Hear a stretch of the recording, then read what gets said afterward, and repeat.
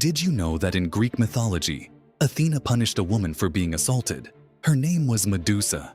Before the snakes, before the stone-cold stare, she was a priestess, beautiful, devoted, and sworn to serve in Athena's temple. Then Poseidon showed up. He was a god, her uncle, and he didn't care about any of that. He attacked her inside the temple itself. Medusa had no power to stop him. She was human.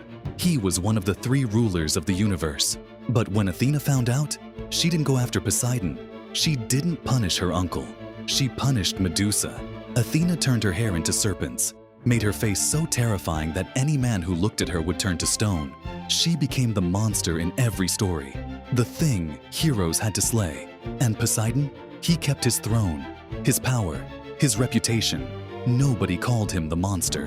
That title went to the only person in the story who actually had something done to them.